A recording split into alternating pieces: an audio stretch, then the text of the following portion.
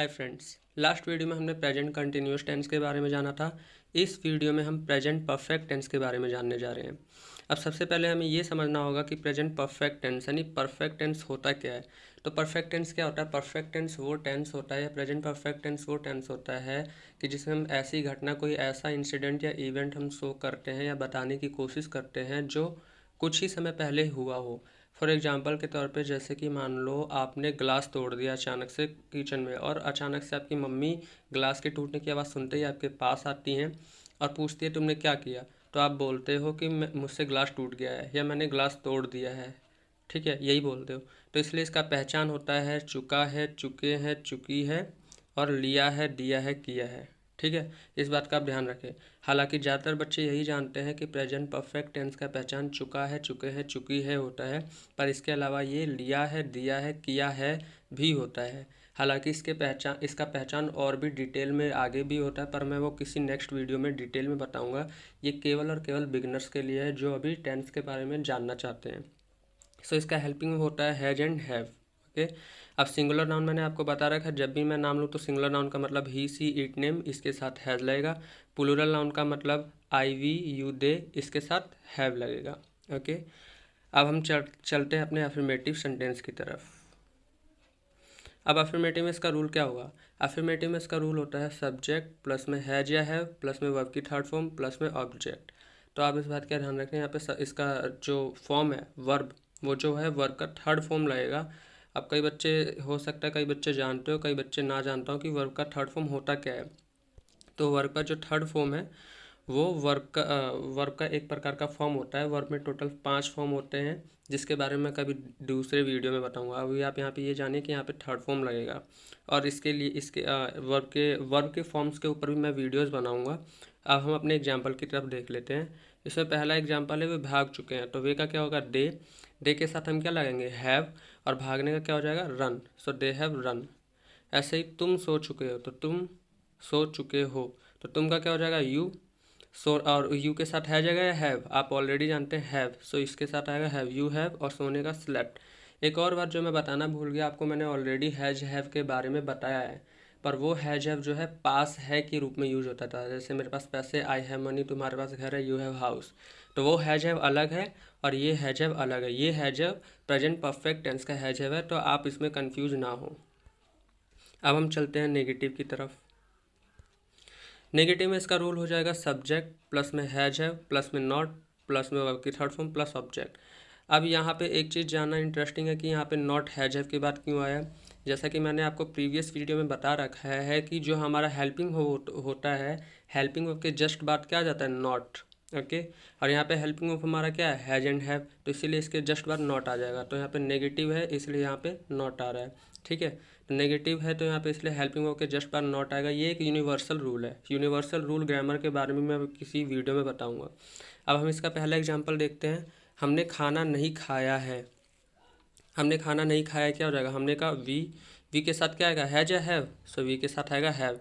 We have और उसके बाद नॉट, और खाने का होता है ईट, और ईट का थर्ड फॉर्म क्या होता है? ईटन। इस बात का आप ध्यान रखें, ईट का थर्ड फॉर्म होता है ईट, सेकेंड फॉर्म होता है ate, ATE ate, and third form होता है ईटन। ये वर्ब्स आपको याद करना पड़ेगा, तभी आप इसको कर पाएंगे। यानी वर्ब का केवल फर्स्ट फॉर्म याद करने से काम नहीं चलेगा, वर्ब का थर्ड फॉर्म भी याद आपको करना पड़ेगा। So we have not eaten, और फूड का खाने का फूड हो जाएगा, we have not eaten food. दूसरा एग्जाम्पल, तुमने नहीं पढ़ाया है।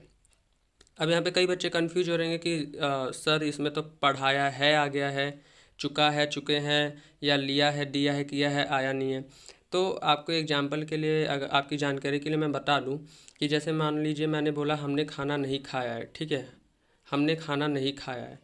तो अब हमने खाना नहीं खाया है, ये क्या हम इसको ऐसे बोल सकते हैं? हम खाना नहीं खा चुके हैं, ऐसे बोल सकते हैं, पर मेरे ख्याल से हमने खाना नहीं खाया है ये ज़्यादा अच्छा लग रहा है बोलने में, तो इसलिए मैंने ये लिखा है। आप इसको ऐसे भी लिख सकते हैं, हम खाना नहीं खा चुके हैं। ठीक है, तो ये ऐसे भी करेक्ट है, और हम खाना खा चुके हैं ऐसे भी करेक्ट है। ऐसे ये वाला एग्जांपल देखिए, तुमने नहीं पढ़ाया है या तुम नहीं पढ़ा चुके हो, कौन सा अच्छा लग रहा है? जाहिर सी बात है तुमने नहीं पढ़ाया है, तो इसलिए यहाँ पे तुम नहीं पढ़ा चुके हो की जगह मैंने तुमने नहीं पढ़ाया है लिखा है। दोनों का मतलब एक ही है। अगर आप हिंदी जानते हैं तो आपको अच्छे से लग रहा होगा कि दोनों में कुछ खास अंतर नहीं है। तो इसलिए तुमने नहीं पढ़ाया है और तुम नहीं पढ़ा चुके हो का मतलब एक ही है, बस बोलने में जो अच्छा लगता है वही बोला जाता है या वही लिखा जाता है।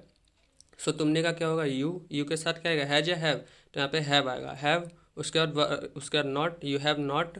अब ये बताइए, पढ़ाने का होता है टीच, टीच का थर्ड फॉर्म क्या होगा? टीच, टॉट, टॉट, तो ये रहा taught. So you have not taught. अब हम चलते हैं अपने इंट्रोगेटिव की तरफ। ये है हमारा इंट्रोगेटिव। इंट्रोगेटिव में रूल क्या हो जाएगा हमारा? इंट्रोगेटिव में जाहिर सी बात है हमें क्वेश्चन वाला है, तो क्वेश्चन को शो करने के लिए हम क्या करते हैं? सबसे पहले हेल्पिंग वर्ब लिख देते हैं। तो सबसे पहले हेल्पिंग वर्ब हैज और हैव, उसके बाद प्लस में सब्जेक्ट, प्लस में वर्ब की थर्ड फॉर्म, प्लस में ऑब्जेक्ट, ठीक है, और प्लस में क्वेश्चन मार्क, जो कि बहुत बच्चे भूलते हैं, तो आप इस बात का ध्यान रखें। उसके बाद क्या वे जाग चुके हैं? तो क्या वे, तो यहाँ पे वे का क्या हो जाएगा? दे के साथ क्या आता है? हैव, तो इसलिए हमने हैव पहले लिखा है क्योंकि ये क्वेश्चन वाला है। So have they.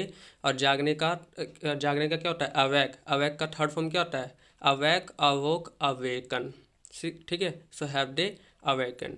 ऐसे ही क्या तुम भूल चुके हो? तो क्या तुम भूल चुके हो, तुम का क्या हो जाएगा? यू, ठीक है। अब यू के साथ क्या आता है? हैव, तो इसलिए हमने हैव पहले लिखा है क्योंकि ये क्वेश्चन वाला है। So have you. भूलने का क्या होता है? फॉरगेट, फॉरगेट का थर्ड फॉर्म क्या होगा?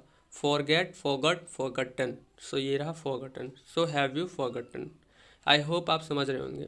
इसके और भी कई सारे हम अपने आप से एग्जांपल्स ले सकते हैं, जैसे क्या तुम सो चुके हो? Have you slept. क्या वह आ चुकी है? Has she come. क्या तुम लिख चुके हो? Have you written, et cetera. अब हम आगे बढ़ते हैं एग्जाम्पल्स की तरफ। ये है अफर्मेटिव के एग्जाम्पल्स।